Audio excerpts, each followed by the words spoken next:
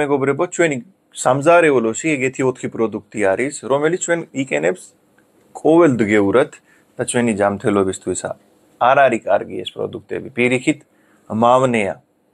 დღის ვიდეო ბოლომდე უყურე მეგობრებო, თუ გაინტერესებს ეს 4 პროდუქტი, რომელიც ყველა სამზარეულოში მინახია და ხალხი ფიქრობს, ეს არის ჩვეულებრივი, ეს უნდა იყოს. სანამ დავიწყეთ ვიდეო მეგობრებო, ჩემი თხოვნა იქნება ყოველთვის გააზიარეთ მეგობრებში, გამოიწერე არქიც, თქვენ რო გამოიწერს და გააზიარებს, უფრო მეტი და მეტი ხალხი უყურებს, კონტენტი უფრო შორს მიდის და იქნება ჩვენი კონტენტით ჩვენ ერთი ადამიანს მაინც დავეხმაროთ და мотивация ვიგებს, როცა თქვენი კარგი კომენტარები გკითხულობთ, თქვენი კარგი კომენტარების პასუხი, ნებისმიერი კომენტარი მე ყველას კომენტარის კითხულობ მეგობრებო, ვცდილობთ რომ გიპასუხოთ ვიდეოს ფორმით, რომ ყველამ ერთი ვიდეოთ გაიგო თავისი კითხვის პასუხი. არის მეგობრებო, თქვენ რო ხორცი წრის და ეს დაფა პლასმასი დაფები. ესე გამოიყურება ეს დაფები, ხაზები, თქვენ რო ჭრის ხორცი და ის სად მიდის? ხორცი მიდის, მერე სხვადასხვა ბაქტერიები და ეს მიკროპლასმასები მიდის ჩვენი ორგანიზმში, შიგნით. სხვადასხვა ჰორმონების პრობლემა, სხვადასხვა, საშიში ვირუსები, საშიში ბაქტერიები შედის, E-coli, Salmonella, ეგეთი, რომელიც მაგისი კურნალობაც მერე არ არსებობს. საიდან მოდიან? ჩვენი გარშემო რასაც არსებობს. ერთი არის ეს დაფები, რომელიც თქვენ ხორცით დასაწყრელად იყენებ. რა თქმა უნდა, ხის დაფებიც არ ვარგა, იმიტომ იქ უფრო განვითარდება ვირუსები, ბაქტერიები უფრო მალე განვითარდება ხეზე, ხის დაფებზე, მაგრამ მიკროპლასმასები უფრო საშიშია. კი ბატონო, სუგბუქია, იაფია, მაგრამ ჩვენი ჯანმრთელობისთვის პლასმასი დაფები არ ვარგა. დღეს შეიძლება იყიდოს შუშის დაფებიც მეგობრებო, იყიდება შუშის დაფებიც. თუ არა და ბამბუკის დაფები უფრო კარგია და ეს მიკროპლასმასები რო ჩვენი ორგანიზმში შიგნით არ შევიდე და ქალებში ეს შიკვების პრობლემა, ეს მიკროპლასმასის ერთ-ერთი მიზეზი. მეორე არის მეგობრებო, დაფები, საჭმელი გასამზადებლად ლამაზი, შიგნით ტეფლონის რო არის. უჯეთოთაც რო შეიძლება გააკეთო. ეს არის მავნე ერთ-ერთი ჩვენი სამზარეულოში. 500-დან ძევით, როცა ტემპერატურა მიდის, შესაძლოა თქვენ რო ანთებს მაგათ, ეს უშვებს ერთ-ერთი მჟავა, ზეძახიან PFOA და ეს რო მჟავა რო შიგნით შედის, ადამიანის მავნეა და გრიპისნაირი სიმპტომები გაძლევს. და დაჯე კატები და ძაღლები თუ არის საქში, მაგისთვისაც ეგეთი დაფები საშიშია. დაჯე კატა და ძაღლის შეიძლება მაგის გამო მოკვდე კიდეც. და ადამიანს გაძლევს ეგეთი სიმპტომები, ვითომ ვირუსი შეგივიდა, თავი ტკივილი, ან გრიპი მოხდა, ეგეთი სიმპტომები შეიძლება, მარტო თქვენი ტეფლონ დაფამ მოხდა. თუ ეს დაფები მეგობრებო უფრო ძველია და ნაკაწრი არის, მაშინ უფრო გახდება საშიში, იმიტომ იწყებს ეს ტეფლონი საჭმელში შერევა.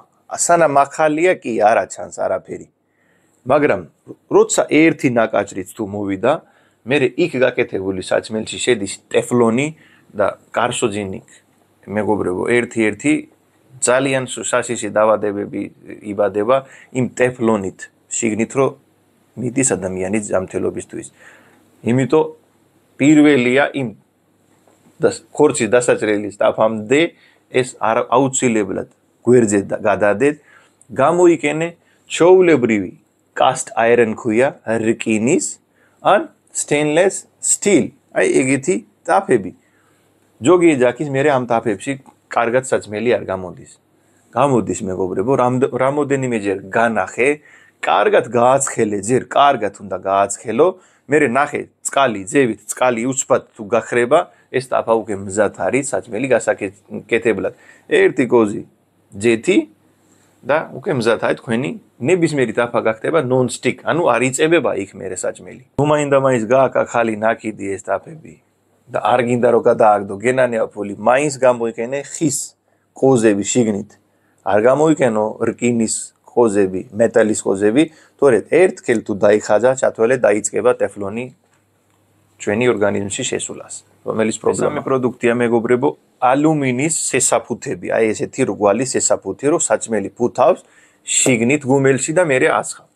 ეს გაკეთებულია ალუმინით მეგობრებო. ალუმინი ყველა მიცი ერთ-ერთი მეტალია და ჩვენი ორგანიზმში ეს არ უნდა შევიდე, მაგრამ როცა გუმელში საჭმელი შეხოულია მაგაში შიგნით, თქვენ წარმოიდგინე იმ რა ტემპერატურაზე აკეთებ თქვენ საჭმელი.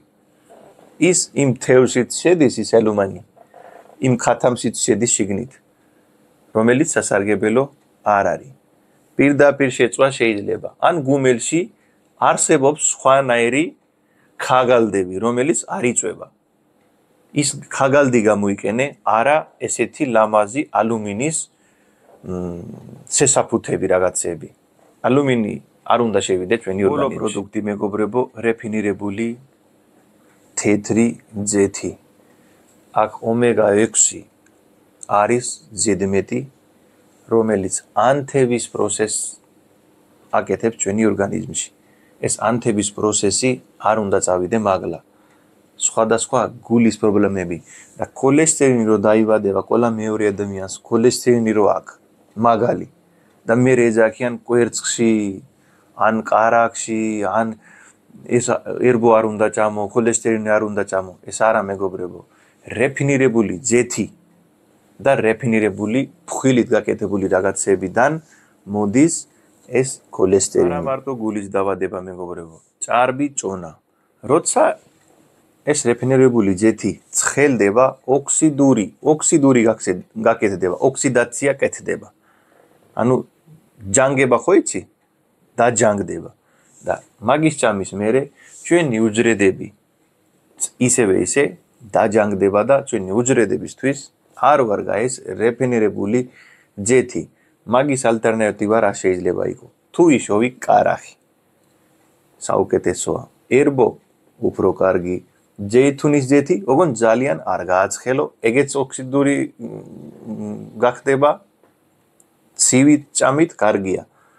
ქოქოს ძეთის კარგია, საჭმელი გასამზადებლად. ხონი კარგია, თუ სოფლებში ადამიანი იყენებს, გორის ხონი, ტალო ქვია ინგლისურად, ზროქის ხონი ინახავს ხალხი. ნებისმიერი ბუნებრივი ცხოველური ხონი საუკეთესოა გულისთვის და რეფინირებული ძეთი არ ვარგა. იმედია მოგეწონება ინფორმაცია, ეს 4 პროდუქტი ცადე, რომ არ გამოიკენო, რომ იყო ადამიანი ჯამთელი და ბედნიერი, ყოველთვის ჯამთელი ადამიანი ისედაც ბედნიერია.